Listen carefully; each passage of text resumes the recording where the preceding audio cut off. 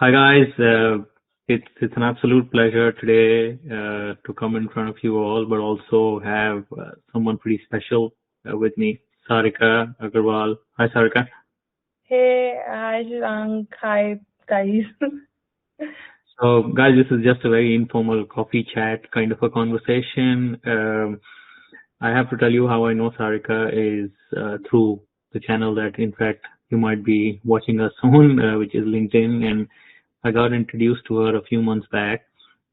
And we added I in fact sent her a connection request because I used to absolutely love her content on CRO, and in the past few months I've seen that she's her followers are growing, and the kind of engagement that she's getting on the posts are fabulous. So she's definitely got me engaged, and and I'm sure a lot of you guys as well. So I invited her for a cool Friday chat to just talk about CRO and something that she really knows well. So thank you, Sarika, for joining and dealing with me today. Thank you so much for this kind introduction. It's a pleasure to be here and talk about CRO because CRO is something I'm very excited about every time and talk about it while sleeping as well. So no, So yeah. for starters, Sarika, what is CRO? CRO is so again, this is something I mean, it's a standard which I tell everybody. Yeah. Uh, so it would, I mean, people are smart enough to understand that bringing a lot of traffic would not make sense if you're not able to convert that up. So Not everyone. CRO, yeah. So, so yeah, people are smart, but they're not, thinking about it. So it's just we have to make them aware about it. So that dude, you are bringing traffic via SEO, via paid, but you have to convert that up. You have to increase the conversions. So yeah, increasing the conversions rate is CRO, conversion rate optimization. So we're also trying to break a few myths here. So the first Yeah. myth you're trying to break for me is me spending more on marketing and acquisition doesn't guarantee sales increase. No, it does not. Obviously, it does not. And also, I mean, it would not also, it will affect your ROI, to be honest, and your energy as well. So there should be a balance. While bringing the traffic, you have to be very sure that your website is optimized enough to convert that traffic, because then you would be, draining your money off, I would say. Perfect. Okay. So, I think a lot of our conversation is going to be around e-commerce because Yeah. that's the buzzword for a lot of good reasons at the moment. So we've understood that on an average, the global conversion rate for e-commerce is 2.69%. Hmm. That means if you spend money to bring 100 users on your website, only 2.69% buy. And this is a nicer rate. It depends on countries, it depends on kind of industries and sectors, and the number usually goes lower and lower. Yeah. Right? When you look at all the advancements in AI and technology and everything happening on internet in the past 10 years, Yeah. there has been so much work done on the advertising side, but the conversion rate has not changed. Not at all. Right? Yeah. And in fact, they are declining because attention span of people is just reducing and they're spoiled by choices, right? These are the fundamental facts every e-commerce business is built on. So why do you think, from your perspective, the rates are going down, and what do you think we can do about it? Yeah. I mean, it's a absolute fact that the attention span of the users are declining. We are in the world of reels and TikToks where we scroll. I mean, for me, when I start, scrolling through reels, I don't know where half an hour go. So, so it's the era where people would, it's very hard for people to, put attention to and understand, what you are bringing into the table, what your store is different about. And second thing, I feel why the conversion rate is declining was because market is getting saturated right now. Before, for example, when people who were selling gummies, there were like three companies online. Right now, there are like 20 different companies for a particular, when you talk about a particular location or stuff. So the competition is increasing. So and also the attention span is decreasing. Acquisition, people see, and also the ads platform. I know a lot of ads. So and if I search gummies, for instance, so I'll see so many ads about it, so that you know the thing that differentiating factor is so less. I have so much opportunity right now, so that's why I feel conversion rate for particular some of the website declines if you do not get ahead of your competitors, or make a differentiating factors. I think these are the few reasons why conversion rates The convert going down and traffic and the websites have started looking so much similar. Similar. Funny that you mentioned something about differentiation, right? I remember talking to a food tech startup, e-commerce owner, and the person was like, my differentiation is our food is organic. I'm like, at least 100, it's healthy. It's not going to work. It's very nutritious. We don't use any preservatives. Come on, everybody just do that. So that they are not the differentiators. You need to kind of really go beyond and do more things, etc. Right? Yeah. I have another question. Sorry. No, go on, please. And you have to also understand your users. I mean, what does your users like about your product? What is making your product different? So understand and talk to your users. I mean, I'm very sure every product has some hidden USPs. So they should always, understand from their users are the best person to, articulate it. Perfect. Yeah. Bring out the USP. That's a key point, Sagrika. Thank you for that. There's another kind of topic that has very, very contrasting views by different brands, technology providers, platforms, etc. Is when they land on a particular e-commerce store, the first thing they get is a pop-up. Yeah. Right? And that pop-up usually is talking about, give me your email ID and I'll give you a 10% off. Right? Or you get something like, give me your phone number and I will this kind of list. What do you think about this? What's your take from a CRO perspective on this? Yeah. I would just want to, explain this in a very real life example. You go to a store, you're going to, buying a pair of socks, and you went there, and as soon as you entered, a salesperson came and started shaking your hand. Listen, dude, listen. Tell me what you want. You want a discount?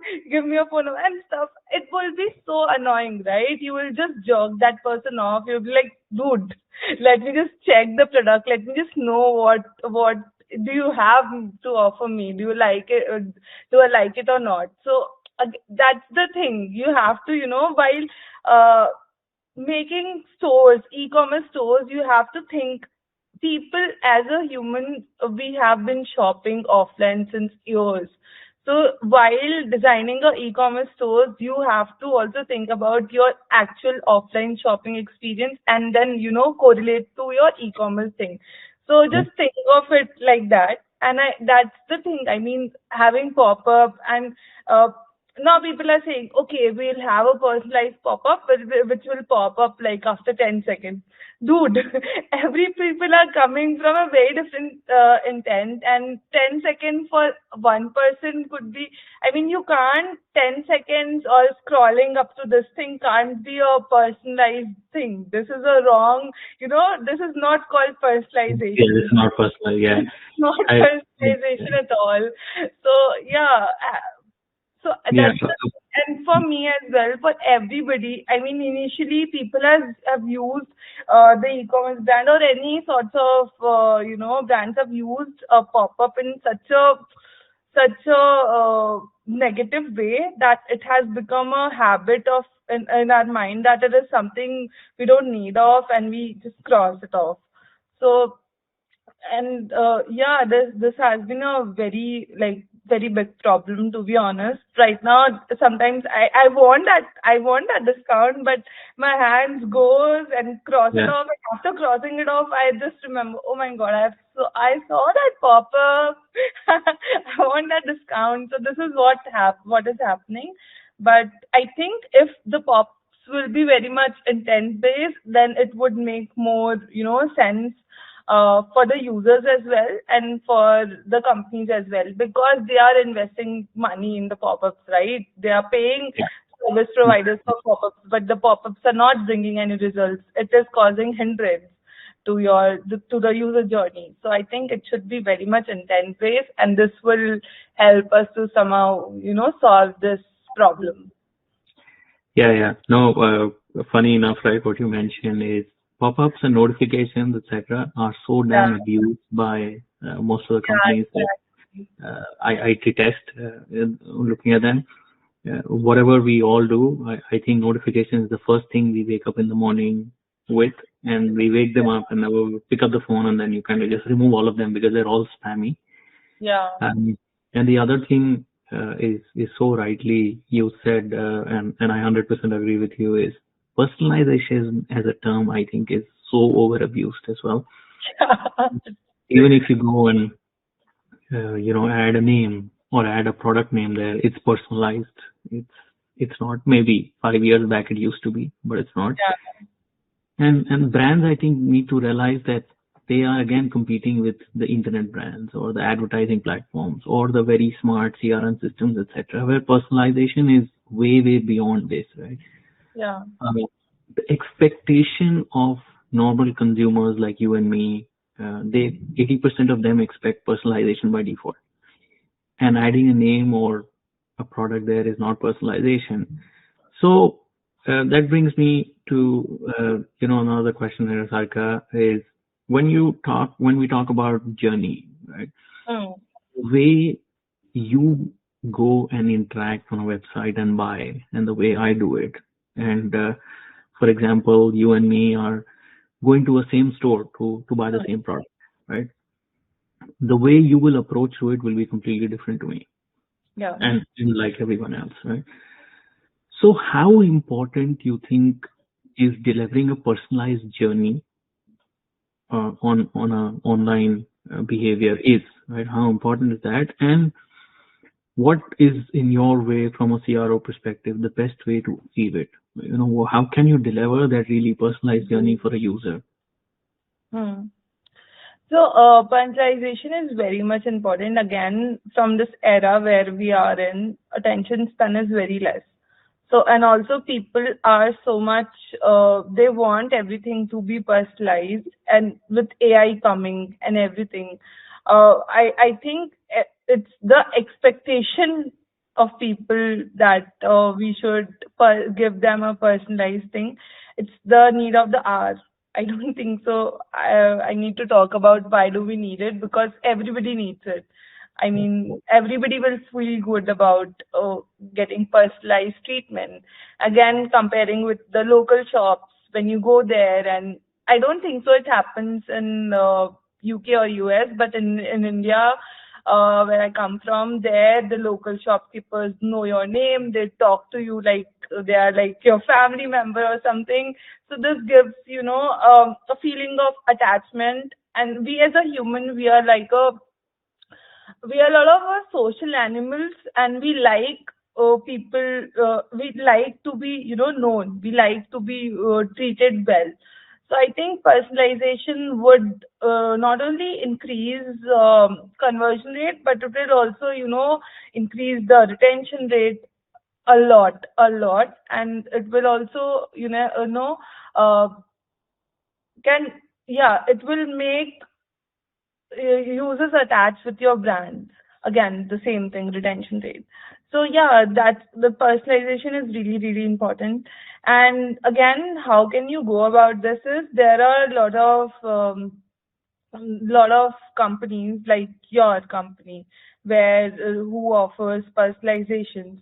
So you can do that, or you can have your in-house data analytics team and stuff where you can code people, you can understand the user behavior. That what I have been doing in my current company. So that could be another way, but again, it depends on what is your requirement and how big is your company and stuff. So yeah, Perfect. Yeah. So I understand that, it's not more an option anymore. We need to deliver personalization, yeah, and depending on your size and need, is something that, there are some tools available to let you do a different bunch of things, but yeah, it's simply, it's about adapting it, being very data driven, yeah, thinking from the consumer's point of view. And I absolutely love the example. What you said is, imagine yourself walking into a retail store, yeah, and that's exactly how the human psychology is built when they go and shop on an online store. You exactly. Somebody saying, "Hey, I know you, and because you bought this last time, I'm going to give you this." Is like how you deal with loyalty or, repeat purchase. And I'm doing is personalizing your experience Yeah. there. So Yeah, perfect. actually, only I was reading about contextual memory cues. So, Okay. yeah, so it's a persuasion technique, sort of, uh, where you kind of, people remember things in their memory. So, if there are like different ways how can you use this technique. For e-commerce, you can, again, the same, when people have come to your came to your website again, so you can uh, talk about how they behaved in the last time when they visited, and sell accordingly. So this is how you can do it. I mean, yeah, Makes sense. No, thank you. Thank you so much, Rika. I think that was a fantastic session. It was one of the most chilled out conversations I've ever had. So thank you for making it very comfortable. Guys, I would really request you to reach out to Sarika. She is definitely far more than what she shared with us today. She is an expert in CRO, and you can see the way she writes and her approach to, the whole conversion optimization stuff. So feel free to reach out to her and in case of any more questions.